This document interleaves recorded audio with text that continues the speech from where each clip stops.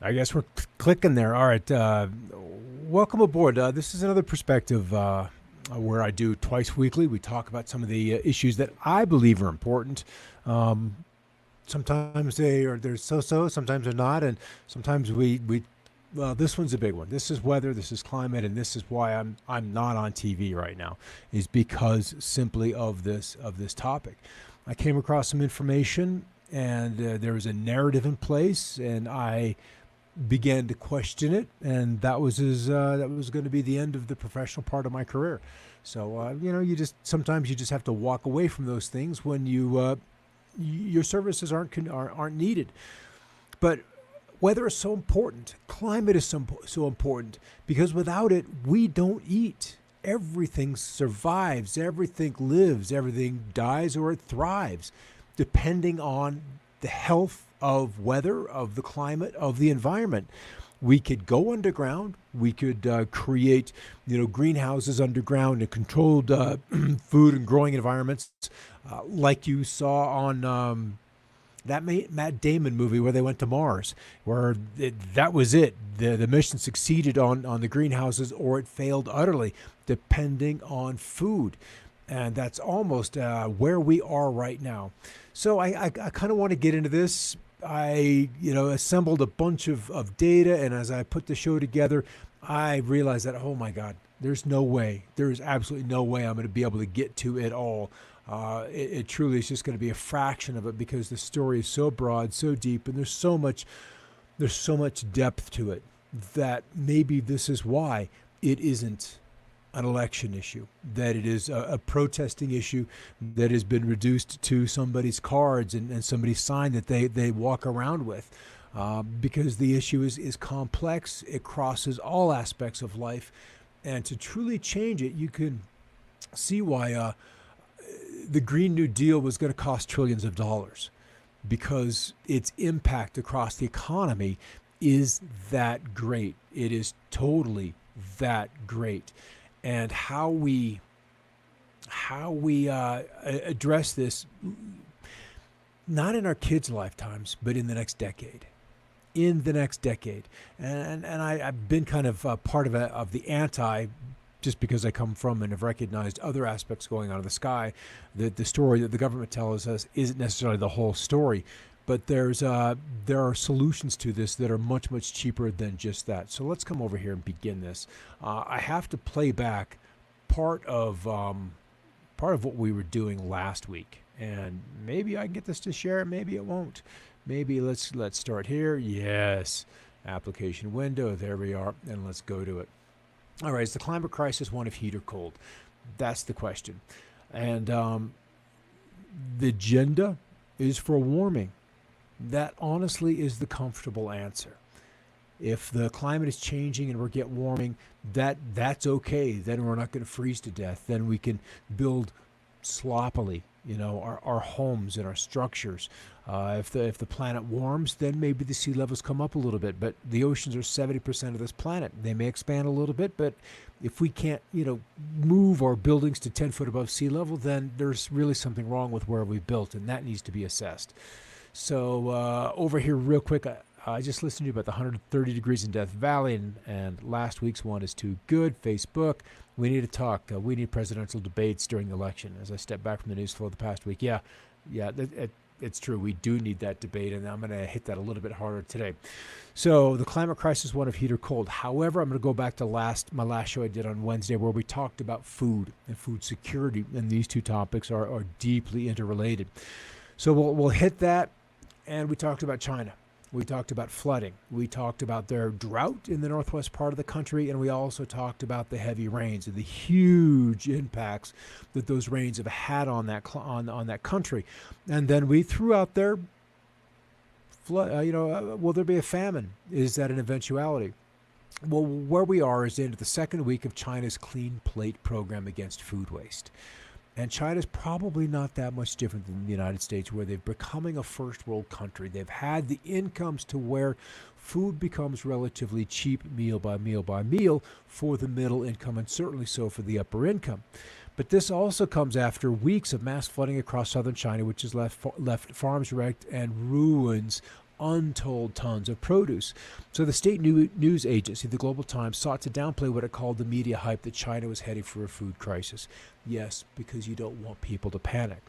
So state TV also criticized live streamers who filmed themselves eating large amounts of food. Don't be stupid about it, guys. You might need this in a month. So we're worse with food waste than we think. So what they've tried to do is implementing a system where groups must order one dish less than the number of diners. The system is called N-1 or N-1. So a group of 10 people can only order 9 dishes. But it's likely the system will take some time to get adjusted to in a country where it is seen as polite to order more than the amount needed. We're not that different here. But in a group setting, empty plates are sometimes seen as a sign of a bad host. I can understand that, signifying that an insufficient amount of food was ordered for the guests. So what if one person goes to the restaurant alone? How many dishes can he order? 0, asked one person in a microblogging site. So this is kind of what they're doing, is recognizing that there is food waste. And if you can also recognize that there is less food upstream in the silos, in the warehouses, in the corrals, in the pens, than what we're going to need in a set amount of time, then you've got to immediately begin to condition people to not waste. And nobody, I can't say nobody, but I was always uncomfortable with wasting food. And it was something that we had to do, was to not waste food. With 7 of us kids, if there were leftovers after Mom made the main course and we all got our single serving, if there was leftovers, I had my hand up. I was, I'll take more, please, Mom. So we're kind of in that place with China, recognizing that we've got some food issues coming down the pike. And then let's throw this in. So I'm going to start with global warming because chronologically that's where it happened. I kind of wanted to go back into the Maurice Strong issue, whose wife actually lives in the community that I'm in Colorado. And Maurice Strong arguably was the grandfather of global warming. He was the one, through his position in the UN and with the One Earth program, who began to campaign, began to get this concept out there that we need fewer people. And if the way we're living is going to continue the way it's been, then he's probably not wrong with that. It's just, how do you get there? So he was, in almost no uncertain terms, the grandfather of global warming. And that's curious because you would think if this is a scientific thing, that it would be the sun or the source of the global warming would be the grandfather of global warming, not a UN globalist. So right there, in my eyes, the scientists' eyes, we have a disconnect. So I'm going to go back to when I began on TV. The global story, warming, was just taking hold as I took my first on-air job in 1988. Back then, I was a wet behind-the-ears meteorology student from University of Kansas that trusted the education system, the government, and even NASA. I had telescopes. I loved space, so I definitely trusted NASA. If they all agreed that the planet was warming, then who was I to argue? It was also the year that changes were occurring in how weather data was collected. Up until then, we had an observer go out at between 50 minutes after the hour to 56 minutes after the hour and go out to the instrument cluster, read the data, sling the hygrometer, take the humidity, look at the sky, write it down, and then teletype it out to the system. And then the data was all disseminated and then resent out to we users. It was 1988 that computers took over that job. So, and that was called the Automated Surface Observing System. Computers. All right, this is the year that changes were occurring in how weather data was collected and then was disseminated to the users. And I, as an end user, was introduced to ASOS. The computer became the new official weather observer. It was that summer, the summer of 1988. I was in Topeka, Kansas at the time, and it was on fire. And that heat wave was amazing nationwide. Global warming was here, and I was a believer. I grew up in eastern Idaho, so Yellowstone was within our television's ADI, our area of dominant influence. I can see the cameras dropped. That's just crazy how that happens. So we were in that ADI, and so it was big news. But I was removed. I was still in college in '88 and on the air, but hearing stories about Yellowstone, and these fires just kept going. And if this is what global warming was going to do to these especially beautiful forests that were in my backyard, I would do my part to spread the word that we needed new renewable sources of energy. It only made sense. It was just common sense. And in the wake of the fires, we got to September and October, and you looked at what happened to Yellowstone. Nearly a third of that national park was burned. Now, we had been fighting fires aggressively for decades. And so the buildup, the firewood load was intense. And without man, the thing would have burned, and it would have created a fire break from one side where the fire didn't touch to the other. And we're dealing with that in Colorado now. Even as I look out across the San Luis Valley, it is hazy, it is smoky because we have major fires underway. So after that summer of '88, I was a good soldier for the cause. I spoke to many, many classes about weather, my job, television, and of course the greatest challenge ahead of us, global warming. Oil and pollution is the bad guy, and if we could just end our dependence on oil, all would end well. But how would we get there? And then a funny thing happened as I was researching energy. For some reason inside of me, I always knew that there was an energy crisis coming. And honestly, that's what was driving me into the zones of research that I eventually ended up into was energy. So a funny thing happened as I was researching this in 1999. I had discovered free energy, Nikola Tesla, and thank you, the internet at that point in time, and energy from the vacuum, as another physicist called it. That Nikola Tesla had already a century ago solved the world's energy problems that were now being blamed on a scarce, an unreliable resource, a polluting resource, an expensive resource called oil. And that the burning of this oil was causing our weather problems. So which scenario is right? If we have had for a century solutions to our energy problem and are still tormenting the population over oil, then what's the problem? So I asked myself, if we already have these solutions to our energy and climate problems, why aren't we, or haven't we, retooled the global economy to leverage this clean, limitless, distributed solution? And then who would benefit from the secrecy? And in some ways, this green movement is a gift because it's pressing the issue. But what they're not seeing is that the solution has been in front of us for decades. It's a cheap solution. A cheap solution rather than solar and wind. You put up solar and wind and do that in Western Canada and they deal with clouds in December, in January. You end up under an Arctic high pressure. The wind is nearly still. The nighttime lows are minus 40 Celsius. There isn't enough energy in the grid to support a small community, let alone towns like Edmonton or Alberta or Lethbridge or Whitehorse. It just isn't possible. And so this is a red herring of the first order. So what I came across was this man's information. Lieutenant Colonel Thomas Bearden, he was Army intelligence. And inside this cup, this space, is enough energy to boil all of the oceans of the world. This is a fact and well known to the scientific community and was, for example, a favorite quote of Nobel Prize winning physicist Richard Feynman. The 2 Nobel Prizes were awarded in 1957 to Li and Yang for substantiating the extraction process for this energy.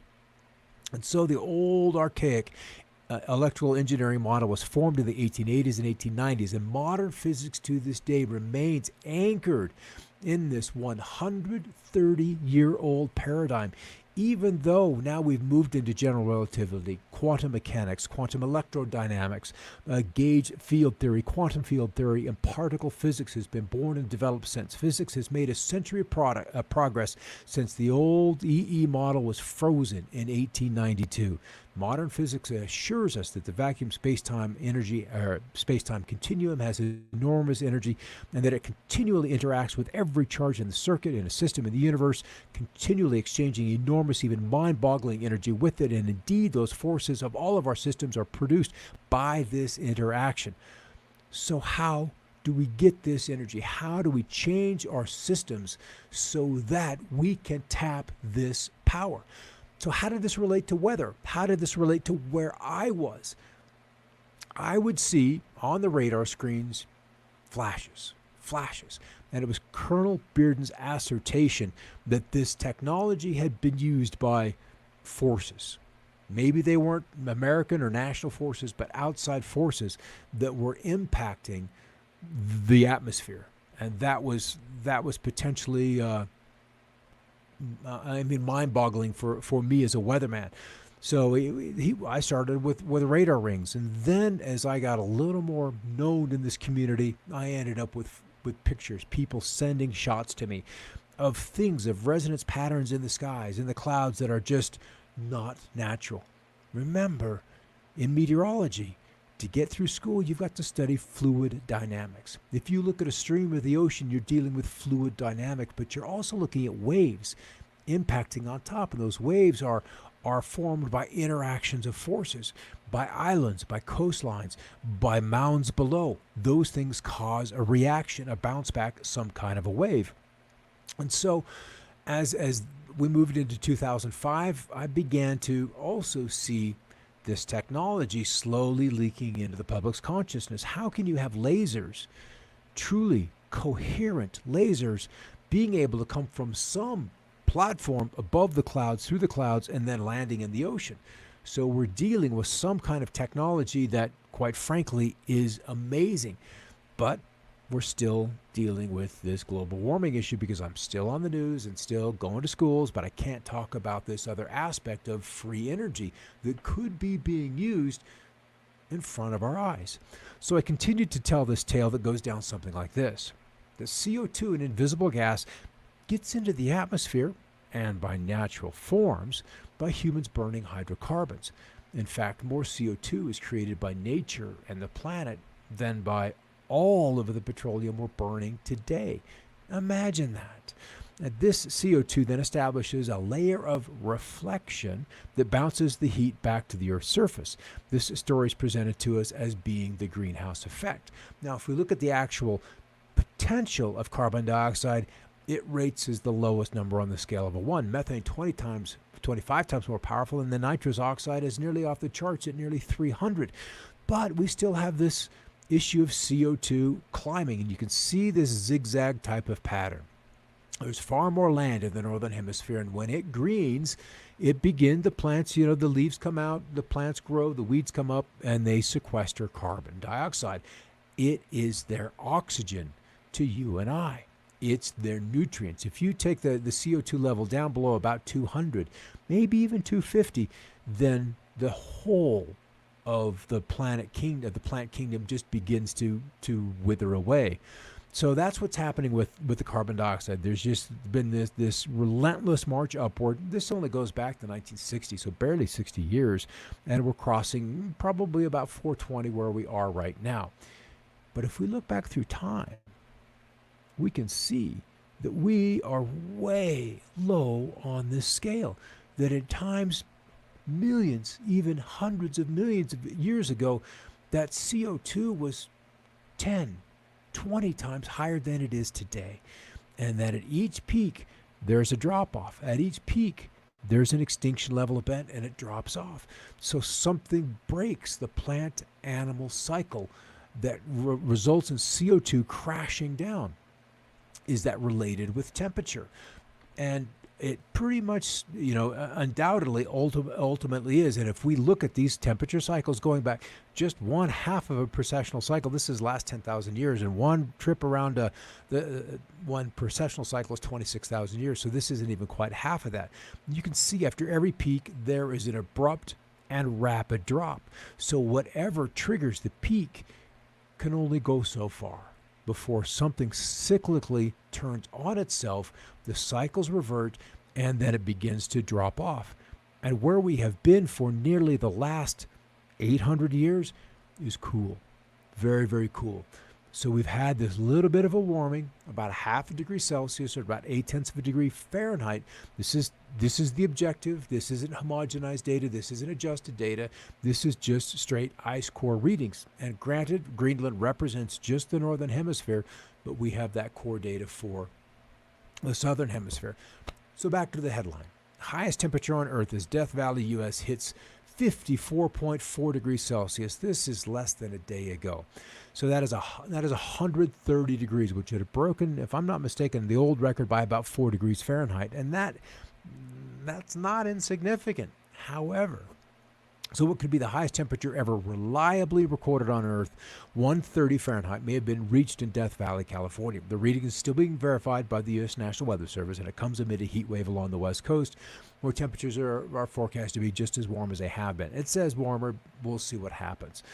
So before this, the highest temperature reliably recorded on Earth was 129.2, or 54 Celsius, also back in Death Valley in 2013. A higher reading of 134, and this is the one that's been in the record books for such a long time, or 56.6 Celsius, a century earlier, I believe it was 1913, also in Death Valley, is disputed. It is believed by some modern weather observers to have been erroneous, along with several other searing temperatures recorded that particular summer. So the heat wave goes on, and according to a 2016 analysis from weather historian Christopher Burt, other temperatures in the region recorded in 1913 just do not corroborate the Death Valley reading. And then we have issues with instrumentation. Back then it was alcoholic glass thermometers, and there's nothing wrong with those.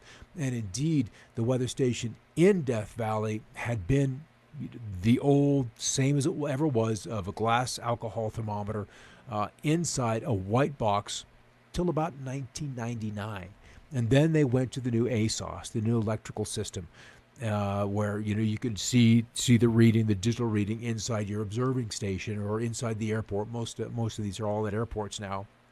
And then we converted. We went back, and maybe there's still some question as to whether they were angling for this record temperature by going into older readings. But then another record for the planet 131 was recorded in Tanzania in 1931. But Mr. Burt said this reading, as well as others recorded in Africa during the colonial era, had serious credibility issues. So the heat wave goes on. Today is just Monday. Today's Monday, so we'll see what happens tomorrow. And so let's just go here because we're close on time. So we have this global warming. And another in-between aspect that I didn't get into was the siting of weather stations. And because all of this global warming discussion and how much we've warmed, so much of it can be attributed to where we're actually putting the weather stations. We're putting them at airports. We're putting them in cities. We're putting them by pavements and buildings and air conditioning vents. We're putting them near parking lots. We're putting them on top of the buildings. So what had been a very, very strict, regimented protocol for where we site these weather stations has been completely thrown away. And that alone is responsible for nearly 2 degrees Celsius or 3.8, 3.6 degrees Fahrenheit of the warming. It's just bad data. And across the United States, 80+%, the number is closer to 86, and this was only up into 2012. We're still doing research where there's a team of people that goes out and checks on these installations to see if they were done correctly, if they were done to standard. What would be the point of you taking a thermometer, putting it in your mouth, or reading it on your forehead if the sensor inside was already biased 3 degrees warm? So you hit your forehead, it reads 101.5 when your internal temperature should be 98.6. You would say, I have a low-grade fever. You're sick. And if we're doing this with the planet, with these sited weather stations that are biased 2 to 3 degrees out of the gate, then they're already biased and saying the planet or the climate system is sick. So if you're bringing in this bad data, running it through these climate models, then there's a quote, there's a term, it's called garbage in, garbage out.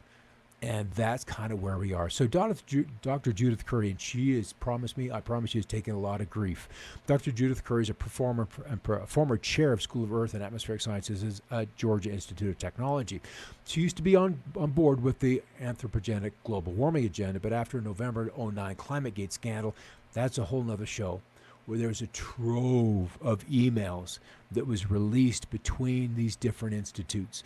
Most of them, if not all of them, receiving government money to do the climate research. And they were, even at 2009, how to hide the decline in temperature. How do we adjust the 1930s or the 1950s or the medieval warm period? How do we make that data look colder so that it looks warmer today?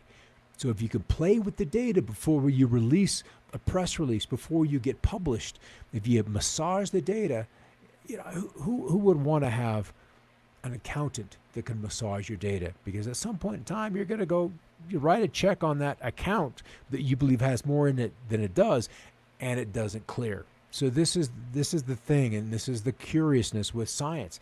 If you could buy politicians, who says you can't buy scientists? And that's kind of where she ended up realizing there were problems. So no one questions that surface temperatures have increased since 1880, as we just came out of the last deep cold spell. However, there's considerable uncertainty and disagreement about the most consequential issues, whether the warming has been dominated by human causes versus natural variability, and how much the planet will warm in the 21st century. We've been misled in our quest to understand climate change by not paying sufficient attention to natural causes of climate variability. And if we begin to look at the sun, if we begin to look at oscillations in the ocean currents, we will begin to see and understand where we are in this great cycle. And it takes a brave person, a very brave person, to come forward and address these issues. And they, more often than not, as we're seeing with doctors and nurses these days that tell the truth about the current medical issues, they lose their employment. There is a cost for these people to pay to tell the truth. And that is what is most unfortunate in my eyes. So a poll of American results in the last, I think this was 2 years ago. How likely is it that some scientists have falsified global warming research? And there's your scale. So between somewhat or very likely, we're at 2/3, even though consensus tells us that 97% of the scientists have agreed.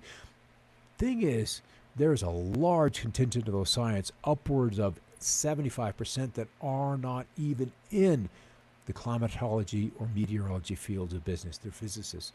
They're this, they're that. They're medical scientists, and then they're being asked to opine on the relevance of global warming. And this, I just came across one of those stories. So I'm like, yes, this is it. You want to help the environment, and the elephant in the room is geoengineering, because just look at the trails in the sky that smear on out and become cloud cover. If we're truly to know what is happening with the planet, we have got to site, meaning locate, our thermometers and these weather stations in appropriate locations. If we're to properly understand where the climate is, we need to know what these aircraft are doing with cloud cover, because this is not natural. And as we saw in the 3 days after 9/11, where air traffic was stopped, a full stop across the United States, the distance between the low temperature in the morning and that afternoon high temperature widened by 3 degrees Fahrenheit. And the transparency of the atmosphere cleared up amazingly. So we have the global warming protesters, strikers, whatever you want to call them, those that are aware of this and are vocal about it, talking about carbon.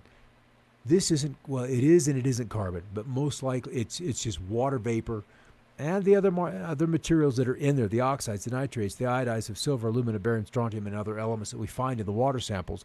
That's out there, you're breathing it, and you've got nanoparticles in your system from this. But it's this cloud cover and the engineering that is playing with the weather. And if you don't know what's happening with that, then how can you know what's happening with the climate? We don't have a baseline to understand where we truly are unless you're highly briefed, highly classified, and a part of these operations. So back to Yellowstone. So this past summer, this was 2018, was the 30th anniversary of those Yellowstone fires. Massive blazes that affect 1.2 million acres in and around Yellowstone Park. Their size and severity surprised scientists, managers, and the public, and it obviously received heavy media coverage. Many news reports proclaimed that Yellowstone was destroyed, but nothing was further from the truth.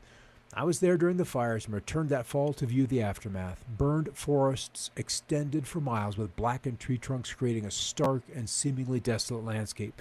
That peering down from a helicopter, we were surprised to see that the fires had actually produced a mosaic of burned and unburned patches of forest.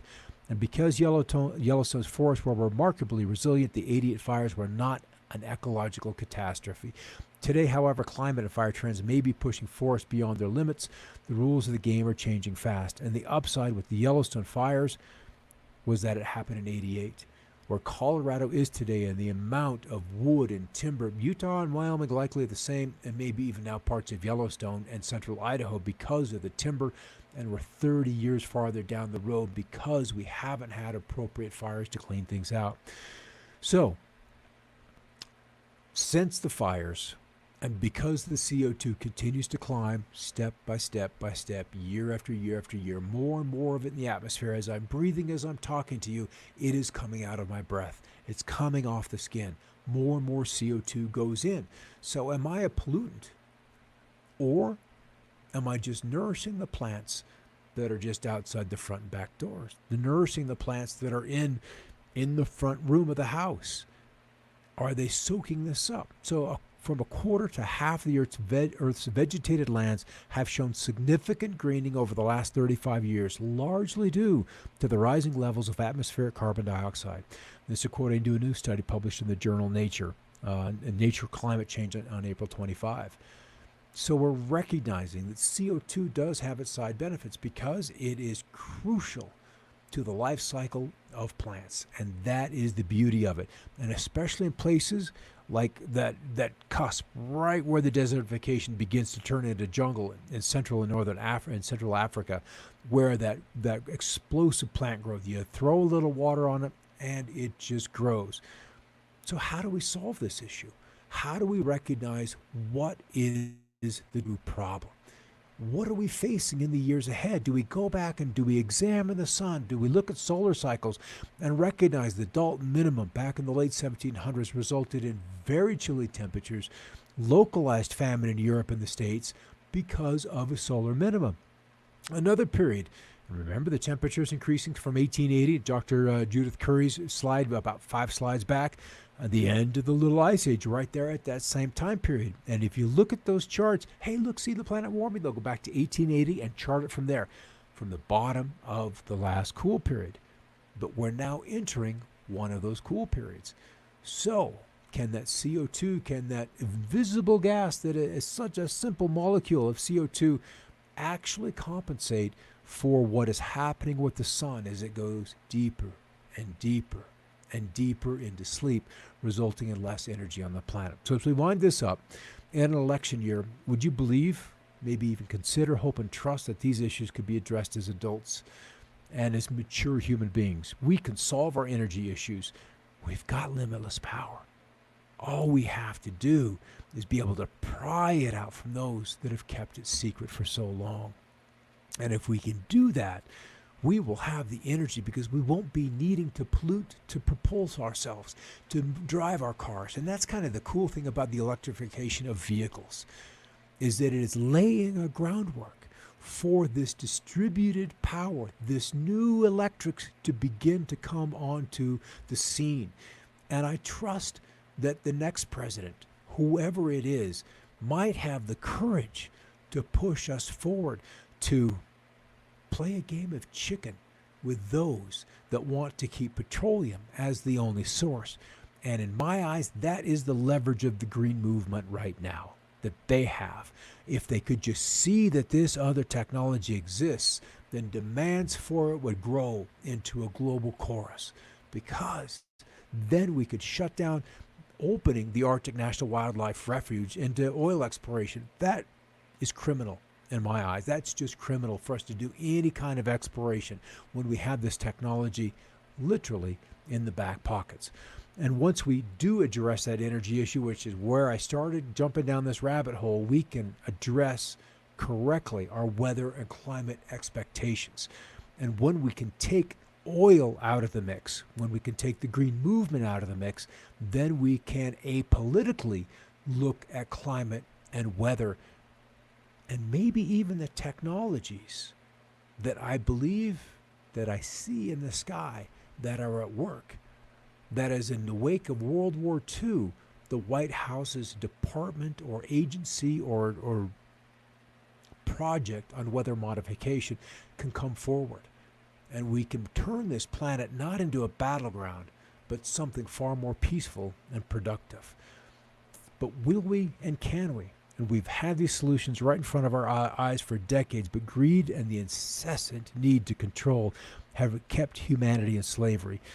And I'm hoping that we can answer the question, that is the true crisis truly one of the climate, or is it something else?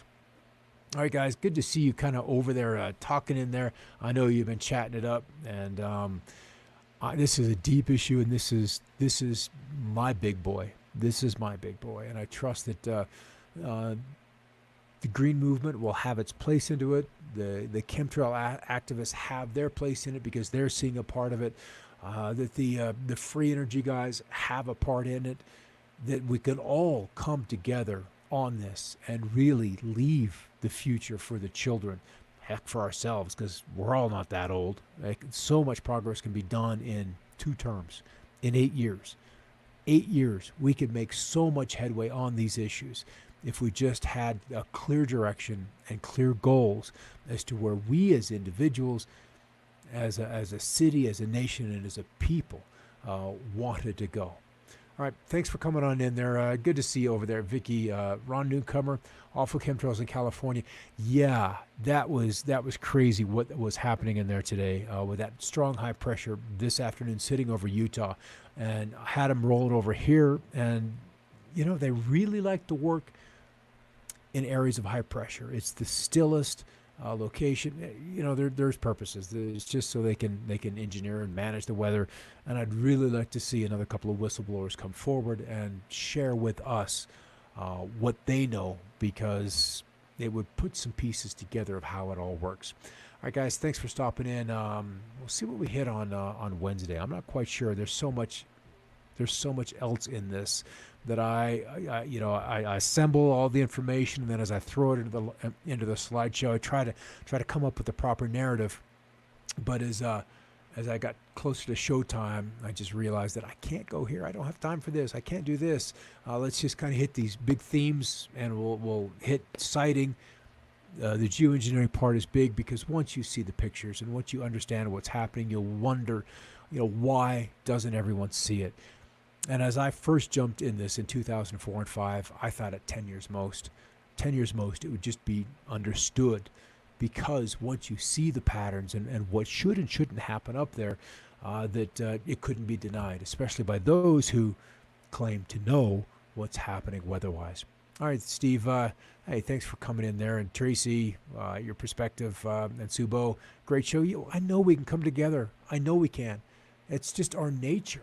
It's our nature to want to cooperate, to accomplish. It just feels good. And, and the soul, the core part of us just wants to give. And we give by sharing. And we share all of our parts together and our skills. I know that this can be done before I have to check out of here. All right, guys, I'll see you on Wednesday. Have a great night.